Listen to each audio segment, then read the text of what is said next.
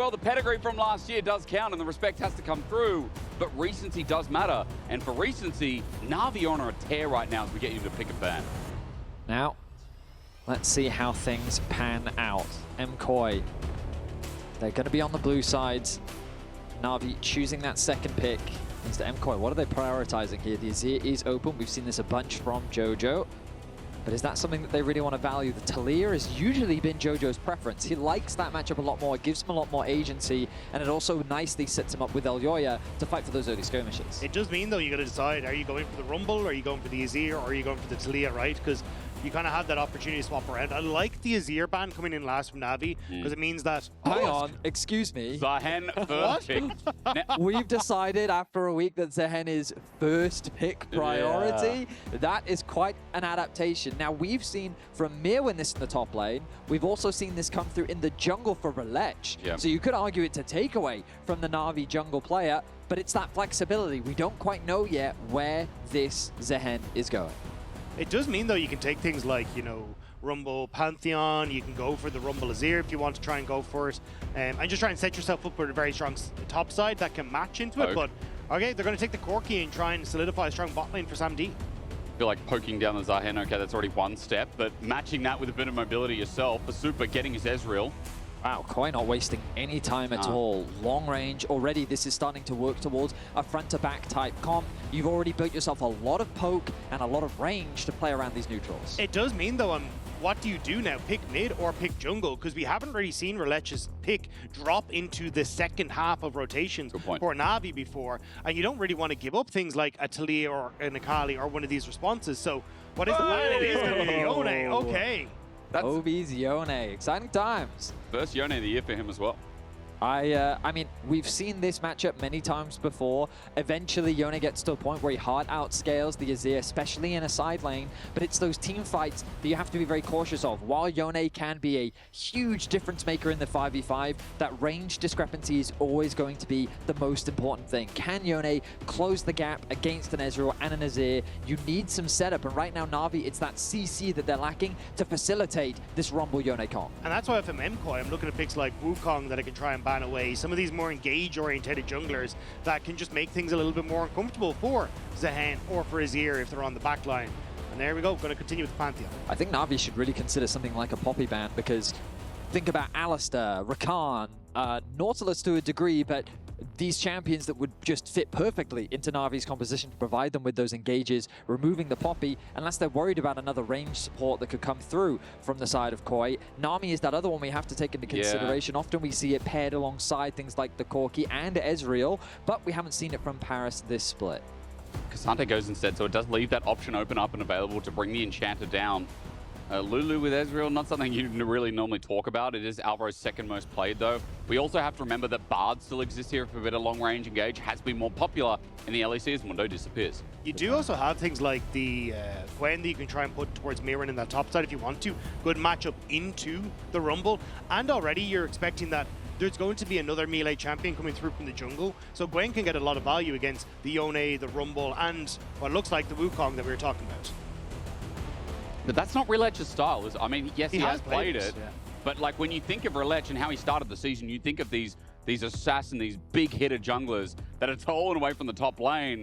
Gonna shut me up for now, though. He goes for the Xin Zhao. I guess that's part of the engage and the follow-up. I mean, it's a very solid jungler, provides you with an easy way to start a fight in that he can just go in, and there's a decent amount of follow-up with both the Yone ult and the Rumble ultimate.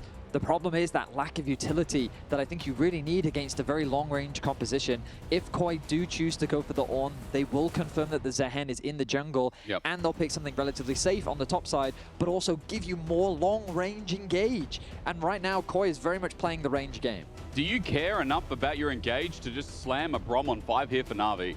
I mean, Brom against you need engage. Like you really do, but I got to throw it out there again because... But how does Brom help you against this much poke, would be the question. When you've got Azir and Ezreal, Brom's just going to... He can mitigate some of it, but at a certain point, you're just...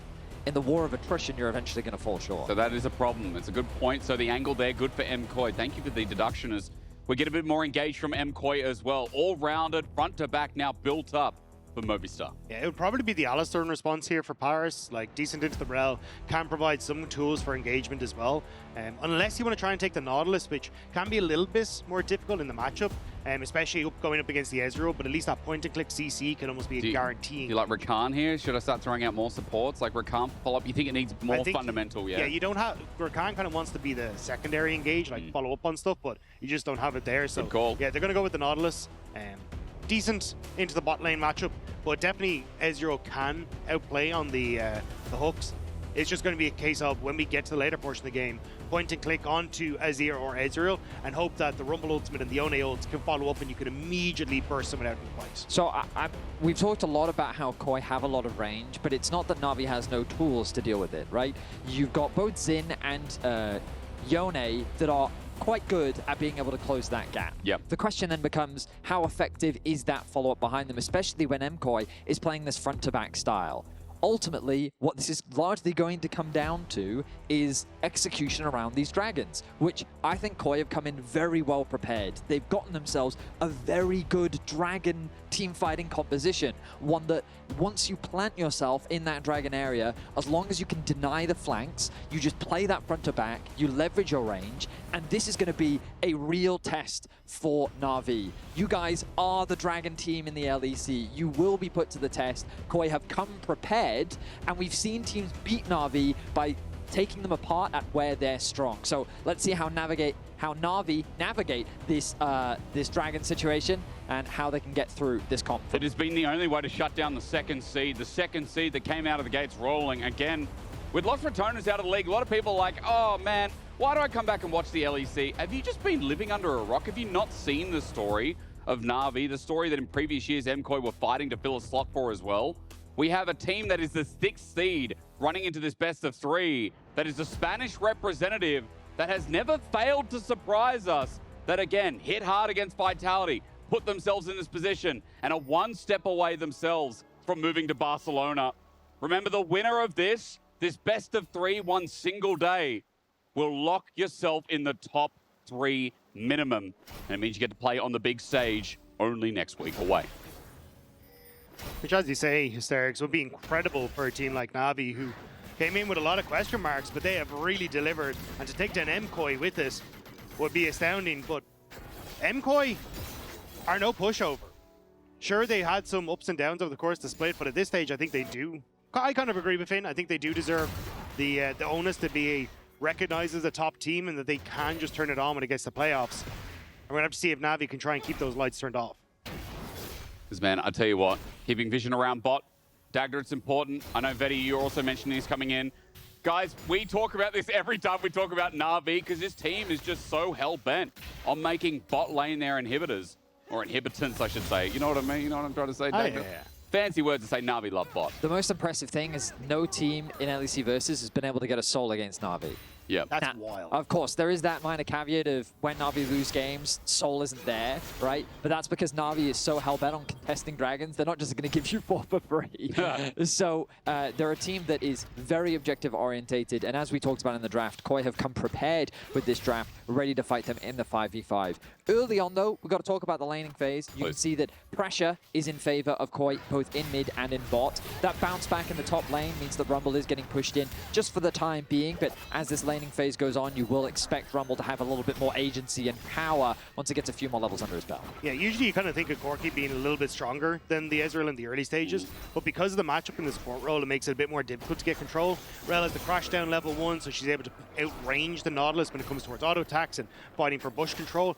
But also when she hits level 2, the Shattering Strikes get rid of the Titan's Wrath, that shield on the Nautilus. So even then, trying to trade effectively becomes really, really difficult. So you have to play on the back foot as the Nautilus in this matchup and look to go for hooks out of crash downs and hope you can set up a turnaround play. I really love that point because the enhanced autos build a really successful trading pattern for the Nautilus in lane. Now, speaking of bot lane, MKOI get priority and they use that to get the early scuttle here for Elyoya. Now, Elyoya also, as he takes his scuttle, will be a bit behind the back, but you can see already Rhilech, while he's made his back, he has to get topside scuttle now. I mean, this man in the jungle for Navi is someone that I just love talking about just because of how much of an impact he's had on the scene. And this matchup is a great demonstration of that simply because it was Rhilech that introduced this Zaahen into the LEC. Sure. Now, of course, we have been seeing it like over in the LCS, it was already played, but the fact is this man brings these picks onto the Rift. He showcases his unique style of wanting to play these carry junglers, and Elyoya adopting that approach, recognizing the advantages and strengths of champions like this, and wanting to adopt it into his own play. Oh, Sandy having to back away. Very close to actually getting hit with the crash down, but Supa and Alvaro having a good time in this bottom side, just getting that poke and now forcing Navi back. As long as they can keep this control over the bottom side like now, it becomes significantly easier for them to lean that pressure then over into the Dragon in a couple of minutes, or in a minute's time. So I think MKOI going to try and keep at least one more wave pushed in, reset, push out a wave, and look for the Dragon. And I love as well, they're using that pressure because they saw that Elyoya got bottom scuttle. They know one's going to be traded for Rhilech. Then he has to do the respawns on the top side of the map. So they just have absolute freedom, and freedom for Supa can always be a problem. If you weren't watching the Vitality series, the biggest takeaway has to be that, I mean, Supa's still here, Supa's still Supa, and Super Duper Mr. Party Pooper put on a clinic in that best of 3. I mean, the start of that Vitality series was rough for him. He started with a 0-4 scoreline, and then he went on this incredible kill streak. Like, the man is just running rampant after they were able to have that mental reset, and they bounced back in that first game. And yeah, our eyes are always on this man in the bot lane position. Obviously, there was that conversation that happened following the World Championship where he did not have the strongest performance. He recognized himself they didn't have the strongest performance. He wanted to make it up to the fans and to KOI, and eyes are often on him, and last week he definitely delivered for the squad. I feel like when he's reliable, when he's that carry as well, MKOI play some of these more dangerous lanes. They have a mid laner that likes to play 50-50s in mid all the time, so Supa needs to be reliable. Interesting move from Elyoya though. So resets, picks up the longsword instead of the tunneler, giving him more damage in this fight immediately, which was the game plan. But also hasn't gone towards that bottom side just yet. Still waiting on the extra tick up on his jungle to come through, but has been sitting in mid for a little bit now. Ulti, buffered, Poby, nice. He's out, Elyoya was there.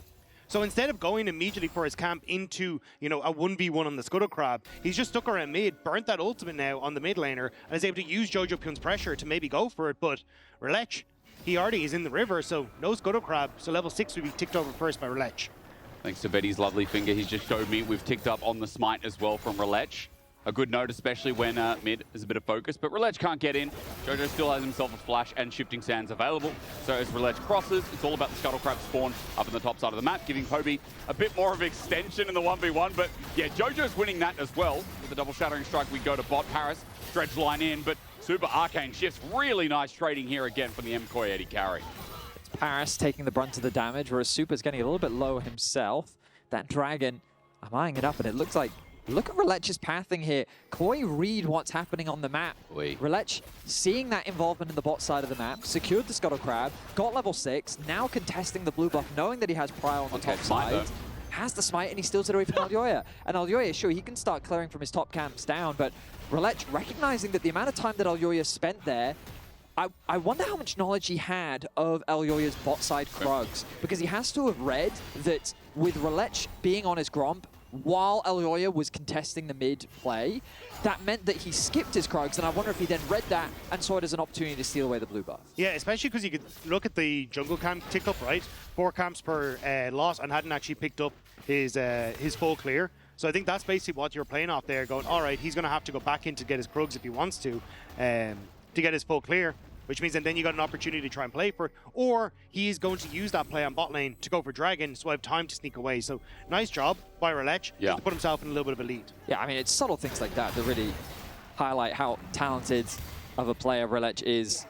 He's very close now to level 7. The Dragon has been started off by Elyoya. When he made his debut onto the stage, he kind of took the LEC by storm himself. And he's a player that we'll be keeping our eyes on in this matchup, as with the Prio that they have in bot lane, with the Azir now returning to lane, Elyoya should feel relatively safe to secure this. Keeping my eyes still on Rhilech, and it looks like he is saying, we do not want to fight this first Dragon, so respect is going to come through. And first Dragon will be handed over to KOI. Beautiful interrupt there as well with the true shot barrage. Puts behind a wave, and you can see that Supa's going to get the push in here too. Even though thanks to the movement speed you get out of base now, Not much will be denied, especially on a cannon wave, but regardless, MKOI with tempo in the bot lane is a good thing to see. It also stopped the potential freeze coming in for Sam D here, because you knew that jungler was going to be pathing bottom side, and if Sam D had reset, he'd be able to catch the wave just out from tower. Yep. Our enemy jungler Rhilech would be here to help secure that, and you know that the Zaahen has to go and clear his own jungle. So from that perspective, I think pretty good for MKOI to just stop the reset and prevent any sort of setup in the wave management there. With small plays like that, again, we talked about how important bot was for NAVI, and MKOI getting on the board first is a very, very big thing for the start of this series. Now grubs are in question, Rhilech moving up top side, vision secured. He starts them off, but we've got to pause.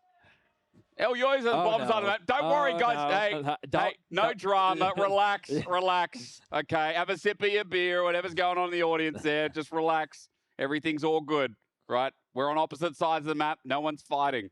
They're not even talking. Looks like play's already conducted. I was going to say, yeah. Someone had to maybe go to the toilet. I don't know. No one really stood up, so. I was going to say, that's a very quick move to the bathroom. Yeah, someone sprinted. Who did the, what was it, DRX DK? Who was it? Who all went to the bathroom recently? I don't know. Oh, man, League of Legends passed me by. I can't believe it's already March. Yeah. Apparently we had a quick black screen. Oh. Yeah, so we just had to quickly DPI pause. cable, you know, you just got to make sure that's plugged in. It happens to me all the time. Middle of a ranked game, just kick your computer a couple of times, you'll be right. All right, now that's back in. Welcome. Grubs were the only thing being taken, so it is going to be an objective swap in the end as Poby crashed down. Yeah, small interrupt, but you can't keep him in place there as he just snaps back, and all three grubs go to Rhilech in the meantime. Okay, so early objective trades. I do think that in the current meta, grubs do feel much weaker than what we've seen, but remember that Maynter has had decent push in this top side of the Rift. It is going to be valuable to him as he continues to put pressure on this Ornn. A decent amount of magic resist has now been built up for Myrwn, of course, but that's not going to stop the Rumble from keeping that push on the top side. Meanwhile, in this middle lane, we can see Alvaro hovering around, ulti. Okay, snap back, fuck, clean, Alvaro, oh my god, this guy. Beautiful from Alvaro with the shattering strike, denying any sort of play from Poby. Had the flash, had the ult, had no chance to react. Excellent play there from the mid support combo of this, Azir and Renata. And setting up the Q into the flash connect. Excellent display of mechanics from Alvaro. Secures first blood for KOI. Almost built themselves up now about a 1k gold lead, and that whole gold lead sitting on Jojo. All right, let's look at the replay again because, as you said, claim from Alvaro, but Jojo's been snapping the lane for a while. Yeah, I mean, Jojo kind of just setting it up there, getting the pushback, keeps himself safe, but shattering strike into the flash, sets it up beautifully. And Poby, yeah, just didn't have a chance. So you're seeing a fairly sizable lead now opening up for Jojo in that mid lane. Yeah. Poby just kind of has to take the brunt of the damage with the matchup, but now with that kill, Jojo's in a good spot. An interrupt again, Poby stops it back here, but remember, Poby's the one that initiated the matchup as well. He saw this Azir, instead of picking up something like the Talia, he's like, no, pick me the Yone instead for the composition. So it's going to have to pay off in the long run as MKOI now lead by 1,000 gold. Also, from what I've seen, when you end up in this matchup in the top lane, Maynter hasn't actually been getting as much value as you could in this topside matchup. Traditionally, you're able to get a significantly larger gold lead at this stage, thanks to the first strike, thanks to your ability to push in very effectively against the Ornn and work on these turret plates. But pushing over kind of the 12-13 minute mark is kind of where I'd expect to see a little bit more of a gold lead. But I suppose he is about to take another turret plate, so at least that gold lead should open up a little bit more now. Overall, a relatively calm early game. I was expecting a little bit more violence over things like early Scuttle and early Dragons between the two junglers. That matchup was really what I kept my eyes on, but it's been pretty timid. Rhilech just found some nice counter jungle opportunities, and you can see he does have a small camp advantage over Elyoya. But that first Dragon of the game did go Elyoya's way, and with the next one spawning in about a minute 15, that is likely where we need to keep our eyes. Ask and you shall receive, Betty, I think, because we're going to get a fight in the river at the very least. MKOI starting it off. Alvaro gets stretched line in to kick us off, and Parus is stunned up.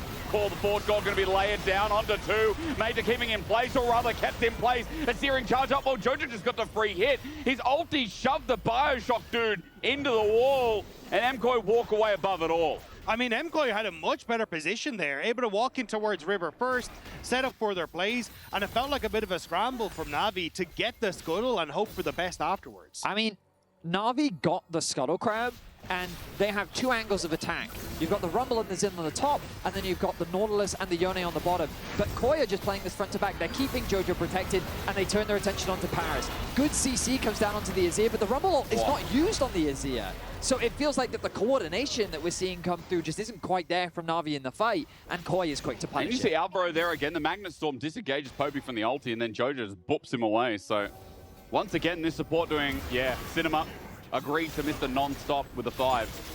As Jojo continues pushing up in this lane. Another plate here for the taking on the next wave. As Dragon's up in 3 seconds. Gents, we talked about this. Feels like a must to get Na'Vi back in the driver's seat as MKOI are starting to run this game a little bit more. Absolutely. I mean, Jojo's in such a fantastic position, and this Azir is only going to continue to get stronger. Yeah. The idea behind the Yone is that you get to a certain point in the game where you can out-trade that Azir, but Poby is still a ways away from that. Blade of the Ruin King is such an important item spike for him, which means that Na'Vi shouldn't really feel strong enough to contest. Parus caught out, Dredgeline gets the wall. Alvaro still looking for the chase. Supa with the ulti, close to getting a kill. Parus survives, but the Dragon does not. And when we talk about ways in which Na'Vi lost during the regular season, it was when teams were prepared for their Dragon-focused approach. We talked about how KOI came in with a very Dragon-orientated draft, and look at this, they're now 2 Dragons up, they've leveraged their prior well, they punish Na'Vi from even entering anywhere into the river, and like, I had to add this extra bit. Normally, we would expect coming into this matchup, the jungle champions to be swapped. This is the type of playstyle that you would expect to be seeing from Rhilech, that carry solo style. Taking that away from him, I wonder how much of an impact that has had as well. Ulti buffers, turret shot going to be taken. Rhilech hovering in the wings, 1 turret shot to go with as Poby just walks it back, but Jojo's ulti now down. But I do love the way MKOI have been playing this. They're moving Alvaro with Elyoya towards mid and denying Na'Vi the access that they want to actually help out Poby in this matchup. And at that stage, Jojo just gets to use his strong lane mechanics that we already knew he had and a good matchup to just start accelerating this gold lead. And as long as they're able to keep that pressure, it's transitioning from that mid lane, moving towards the Dragons, moving towards these early skirmishes, and it's the exact same thing we saw from MKOI in the regular season when they beat Navi. I think it's the dichotomy of Jojo, isn't it? Sometimes this guy, you know, like, he can go 0-3 in the early game in the lane because he oversteps, but this game he's playing it just right as Poby snaps back, but again, he's not getting anything done versus Jojo, and Elyoya just always seems to be holding his hand. I think that Jojo is the type of player that plays for dominating his lane. And I think that we've seen this pretty consistently throughout his career. One of my favorite stories from back in the day was when he met Caps for the first time on the international stage, and then he played it into that Anivia, and he was like, I've never even seen this champ, right? And he got a bit of a humbling, and then since then it felt like that he just continued to evolve both in NA, and then he moved over to EU, and he's only continued to grow here as well. But lane dominance has kind of always been something that he has had a huge investment of. And even at the end of last year, we were saying that as far as laning mid goes, it was Jojo that sat at the top. He was pretty consistently getting the better of Caps in that shredded 1v1, but the map was where Caps could often get the better of him. And it feels like that this year, while it's been very inconsistent during the regular season, Jojo's someone that's never faltered from his I aim to try and win my lane playstyle. Which is why it said a lot when Caps was like, actually, I think the other 2 mid laners I'm most worried about are Poby and Yahoo. And it looks like Jojo took that personal. To be like, well, what are you doing, Caps? Look at this, because Poby, he's about to go down again. He's about to show, well, maybe Caps was wrong. The fate is out, but the Dredgeline is not in.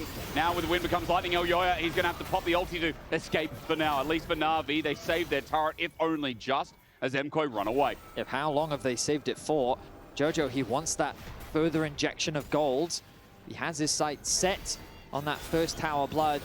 And all of the stats that Na'Vi had dominated coming into this series, KOI is looking to ruin those stat lines and build themselves up a very compelling and convincing early game. It's just such a clinic right now. Still that 1k gold lead, but regardless for MKOI, they've gotten through these lanes. You gents have also talked about, you know, some of these first items I know coming across the board. That 2 dragon stack when you have an Ornn, Azir, Ezreal to pivot around the fights. Going to be hard for Na'Vi to approach as Poby looks to be all in, but Jojo does sidestep or at least just walk straight. That's why I'm curious to see how MKOI plays this next couple of dragons, because I think at this stage, you kind of outscale. Like, at least when it comes towards how strong Navi are just off of a single item spike, like Yone, the Triforce for the Corki, same when you look at that Leandries for the Rumble in the top side. Yeah. So if I was in MKOI's spot, there is an argument for, okay, we're not going to fight Dragon. Instead, we're going to transition Azir to the top side, try and get some of these plates and that tower in the top end of the map, first tower gold onto this Azir, and make sure that we can actually carry from there into a good spot.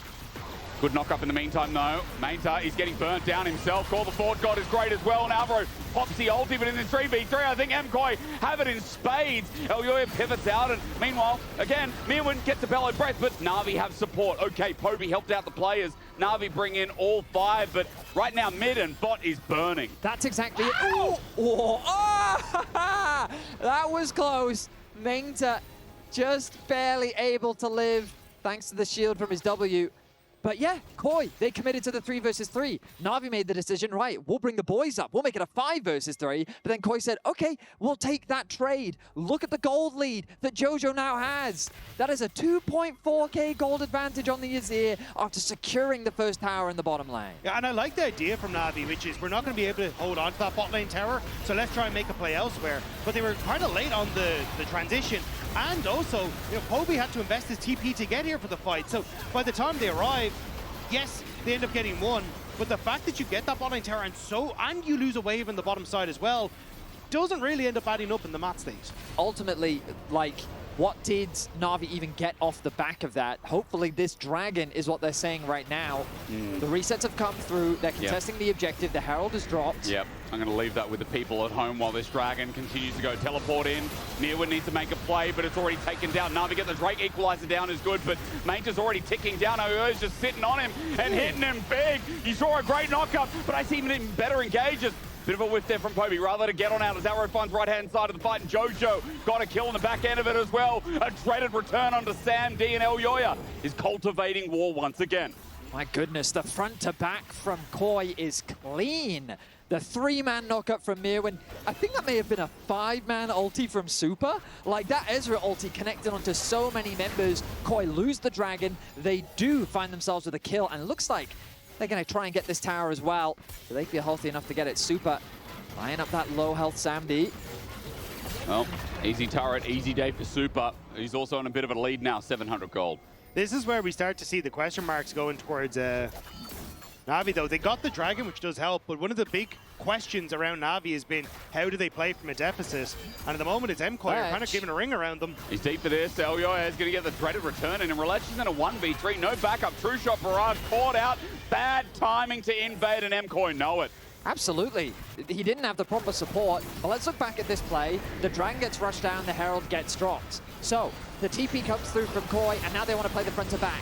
Poby's trying to zone them away. The Rumble ultimate is good, but look at this ulti from Supa. Connects onto 4. Then the knockup from Myrwn also connecting as well. Once that combo comes through, Navi is forced to retreat. And this is what we meant when we said KOI play with so much range. Navi invested so much to secure that dragon, there was little they could do to fight back. It also, to me, though, says that, like, Navi don't look particularly comfortable playing this kind of short-range composition.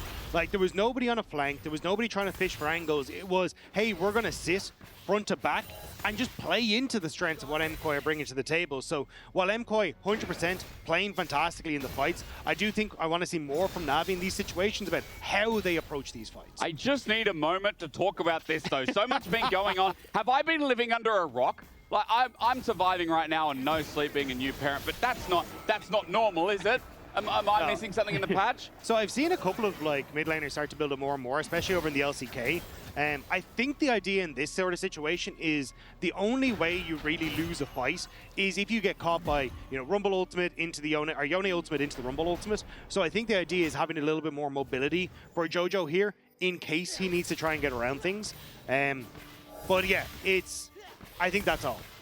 It gives you haste, it gives you AP, it gives you health, and it gives you mobility. Okay, well, that's all you need of Azir. Jojo, show us how. Parus, he's caught out under turret. Emperor's Divide and Depth Charge, trying to get Parus out, but Elyoya's just over the wall. A couple of good picks keep building up, and MKOI keep taking them for free. I mean, to me, this feels very much like a game where KOI has come in with such a clear and deliberate plan of, okay, You want to play around objectives? Fine. We'll draft to meet you at those objectives. But the biggest experience gap that exists between these two teams is how KOI builds leads without the reliance on objectives. They are very good at punishing you in your rotations. They will contest your red buff. They'll contest your Krugs. They'll contest anything that can be fought over, and if you're not ready for it, you'll end up getting punished. And that right there was a clear example. Parus is between his tier 1 and tier 2 turrets. Boy, call the Forge God, hang on. I don't know if there's a 1v1, but Maynter is not going to get 1v1, is he? Elyoya is back again! This guy lives rent-free in top, bot, and mid. Every single lane is here. Dreaded return, and Maynter, where do you think you're going? Flash away, but no, he's dead, ladies and gentlemen. He'll be slowed down. He'll be caught. No! Never, ever say die. Never give up. That's the inhibition there.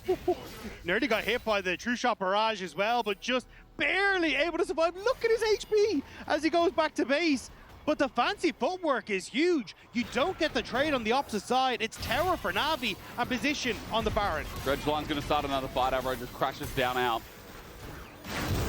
I think, I don't know what inhibition is. You know the word I was looking for? Inhibitions? Maybe, yeah. He just never gives. I mean, that was smooth. And the fact that Maynter got out, again, when he has the gold lead on Navi, I think important enough. That flash is going to be down, but still, Maynter gets more time in the wave, he gets more time on the Rift, and right now, Navi need a bit of gold in one carry, and I guess it's going to be him. It was a funny demonstration of one of the weaknesses of Zaahen, which is that he struggles to stick onto a target, which is why often you will see Zahen's build Stridebreaker to help you stay stuck onto a target. But Rumble has a movement speed steroid, and Ornn don't have enough CC to mitigate that movement speed steroid. I do think, oh, hang on, as the TPs come through for Dragon. 6 seconds now.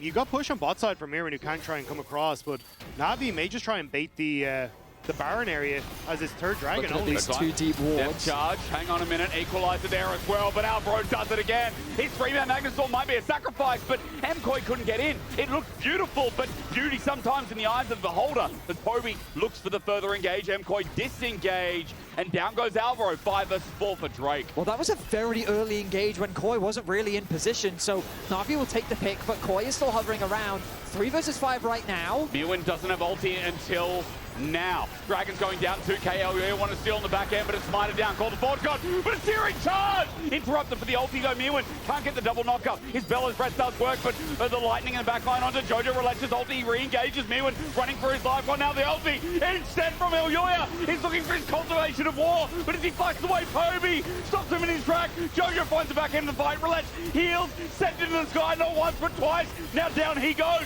Meanwhile, Supa takes on the rest of it. It looks so chunky, but Supa made it his own. Supa comes back in at the end of the fight and cleans it up for Movistar KOI. What a play from their AD carry. I mean, Supa saved the whole fight. 4 versus 5 felt way too ambitious for KOI to contest this.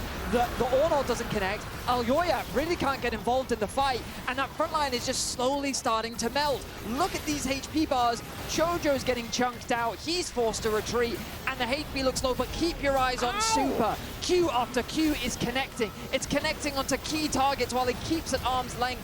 He has done so much damage to SamD. I think every single Q connects onto SamD, and he ends up saving the whole fight. Huge credit to Supa. A very much deserved triple kill. Okay, not bad, not bad. Not bad at all. Supa with 4. 2.7k now leading with Jojo. That person cannot believe it. They think they're in church. And we're at this point where MKOI suddenly, they might have lost the Dragon, but they have just taken over this game with gold. 6,000 from one fight. Yeah, I mean, the not getting Dragons is actually becoming a little bit of a problem, because that's 2 now that have kind of been stuck away by Navi, even though they've lost the fight. You still have a big gold lead, but definitely that would kind of be the nail in the coffin if you could get something like the Elder. Still though, with the advantage they have, they are getting turrets and they can look to try and play through side lanes. My only concern will be kind of Poby as he hits towards that later portion of the game. The more time that he has to come online, the more chances he might have of hitting a big ultimate. I like this ward that Navi does have on the top side of the Baron. Alvaro is in a bit of danger. Oh, Rhilech is in more though, isn't he? Alvaro turns into a good engage. The circle comes out, so Crescent Guard is now down. Supa was ramping, ready to go in with his almost 4 items. There's just no vision for Rhilech, so had no idea where anyone was. So it was just great. Yeah. And I think that's what they're going to do, yeah. Corki Immediately backed. just started up. SamD's gone. SamD needed his LDR. He's got his 3rd item, but at what cost? Well, this is not the quickest Baron take right now, but they can move members over. Rumble will have to TP in, but can they even take the fight at this stage? 5K, I think it's gone. 4K, dredge lining, call the forward, goal, and Alvaro does it again! It's a bomber in the air! Everybody gets sent up, and MKOI make it so game 1 goes down! The beauty of a wombo combo never ceases to amaze. 3-man connect with Alvaro, 3-man knockup, just beautifully done from KOI. They get the Baron, and Alvaro's he's found the going to do flank. it again. He only finds one with the Shattering Strike, but does it really matter? It is a big one in Maynter, and it is a big game from MKOI. Nowhere is safe from MKOI in game number 1. NAVI struggle to find their footing, but MKOI, they're just cracking up in the base. They're going to crack a turret and topside. I don't think they'll end the game just yet, but it's firmly in their hands. I mean, they've come in with a clear game plan. They executed upon it beautifully. And while they did make a mistake in that middle lane, with Alvaro's engage coming out too early, the individual star power that this roster has comes up clutch. They outplay in the team fight. They secured the Baron. And KOI looking dominant in game 1 of this best of 3. It's just been a clinic put on by the support and jungle again. When they sync up, everything looks perfect. And as you were saying, Dagda, the zone control here was gnarly while Baron's going down. Yeah, I mean, Alvaro just sees his moments. The crash down with the ultimate, the follow-up. I mean, what are you supposed to do? You've seen those really good window cleaners when they get it perfect on the windshield. That's what that's like. Yeah. No marks, no residue. The dirt is gone. And for NAVI in this game, now that they're in that set dirt, 11K, that's what they're fighting up against. We said, oh, they need to scale, they need to play this game. I guess slowly get themselves on the board after a couple of items. But the space and the speed has been in MKOI's back pocket all game long. I mean, we wanted to see a stronger performance from them. Like that whole early game against Vitality, things were falling apart, but so far in this game, they've demonstrated excellence. Now, Baron buff, they still have a minute left. You can see that timer in the top left of your screen. They've been able to gain a decent chunk of gold off the back of this Baron, and there's one more tier 2 tower for them to secure. Poby's on the other side of the rift looking to try and cross-map. If you can get a little bit more gold, maybe you can finish that Infinity Edge, and then maybe there's a miracle fight that NAVI can find. Yeah, I like what MKOI are doing at the moment, though. They have this Baron buff, use it instead of going for the Dragon. Should be able to crack up the base, but the reset now from Poby. And NAVI, do they try and fight to hold the inhibitor? Well, Myrwn can easily step up and absorb any poke that NAVI have to offer. Double inhibitor now down. It's only top to go, but Baron has done enough of a job to break down the knees of the base from NAVI's bot side. Because MKOI just get to fall back towards the Dragon now. Unless, do they just look fish for the pick? Again, trying to pull back Rhilech. Poke in from Jojo as well. Next waves are coming in, but as you said, Dragon's there. That's a freebie. And MKOI just going to peel off. I'm still waiting for the rocket belt play from Jojo. I've been trying to keep my eyes on when he's used that. I don't think I have. Maybe it's been off screen. Maybe in the wombo combo. I wasn't looking in the wombo combo, so he might have used it for a bit of extra damage there. But yeah, that's going to be another Dragon secured for KOI. With 2 inhibitors secured, I mean, this game is pretty much done. 15 kills to 3. I mean, there's been 5 Dragons in this game.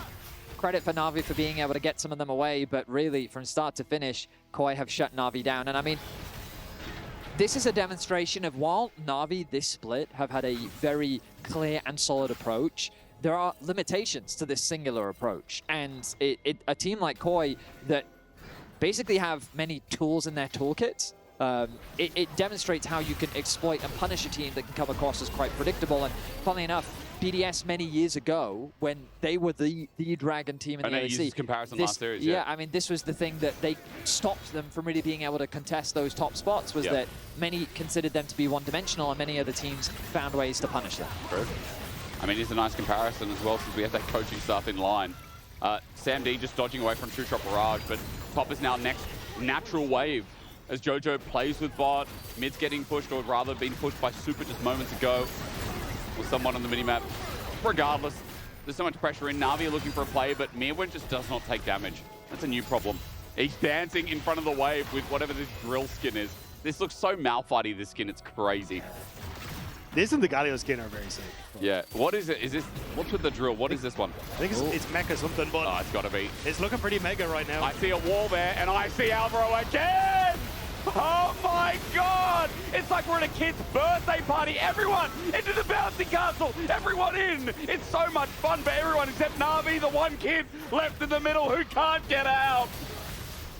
MKOI have deflated the Navi bounce house. There's nothing left. The party's over. But they have to see if they can do it one more round.